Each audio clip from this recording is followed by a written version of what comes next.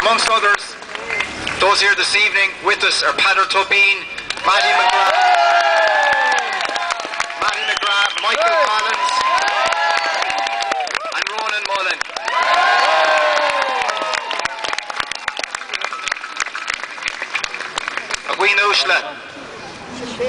I don't believe there's a single doctor on either side of this debate who thinks the government's bill allowing unrestricted abortion the first 12 weeks of pregnancy has anything to do with genuine healthcare. The definition of abortion in the bill could not be clearer.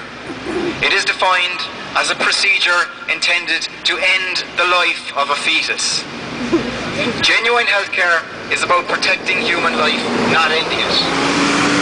What the government claims its bill is about is not what matters. What matters are the actual words contained in the bill, and it's there in black and white. The purpose of the bill is to sanction ending human life, not protect it. As GPs, the government expects us to ignore the fact that the new bill has nothing to do with evidence-based medicine.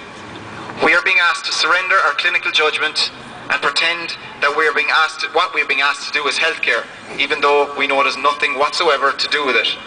Now, if you think that what we're being asked to do sounds crazy, that's because it is crazy.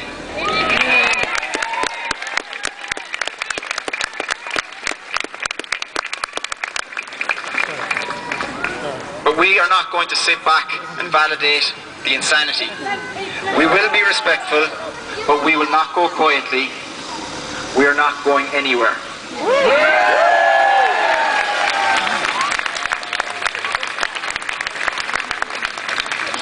We will stay the course for however long it takes to protect genuine healthcare and not allow it to become corrupted by calling something healthcare that is the furthest thing away from good medicine.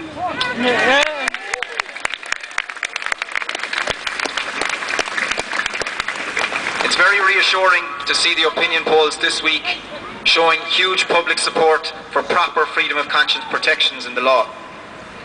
And I can tell you, there are literally hundreds of GPs and other medics around the country who feel the same way.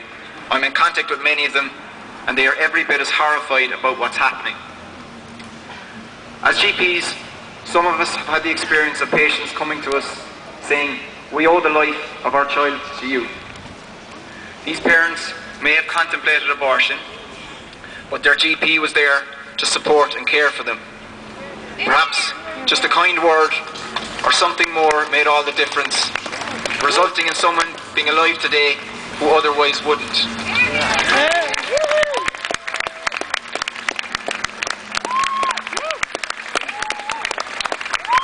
Now, ladies and gentlemen, Simon Harris's abortion bill doesn't leave room for such encounters. In fact, it just stops short of criminalising them.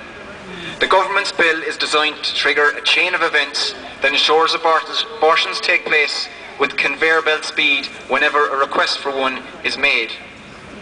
And the bill forces GPs to step forward to perform the abortion or else arrange for it to happen. Now, I didn't become a doctor to end human life. Quite the opposite.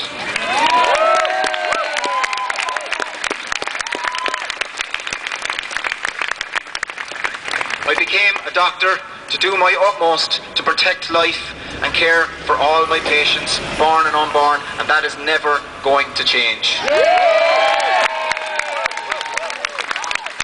I will never serve a law that compels me to end the life of another human being, and I'm happy to say that a significant number of my colleagues feel the same way.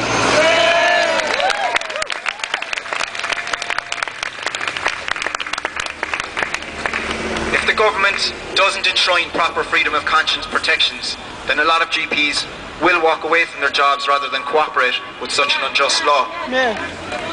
There is already a shortage of GPs, particularly in rural areas. If doctors are forced to become abortionists in their surgeries, then the government will be looking at even fewer GPs in the country. That is presently the case. Now, I want to make it clear, we will not be bullied or coerced by anybody, Simon Harris, Leo Varadkar, anybody, into going against our conscience. It's as simple as that.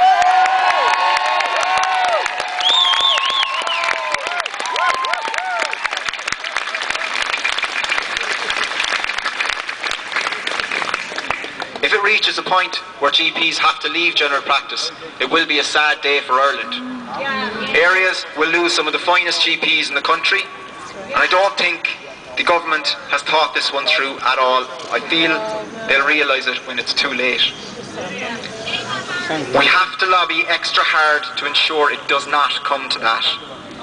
The battle to protect the right of freedom of conscience will likely take time, but as long as we have the resolve to keep pressing forward, we can and will succeed.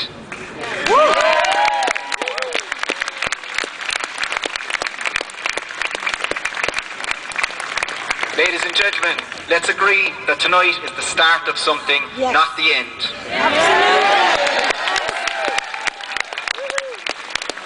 And I want to thank you all for turning out in such numbers.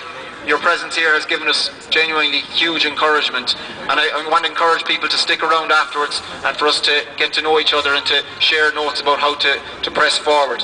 So muile buchas de gach éine.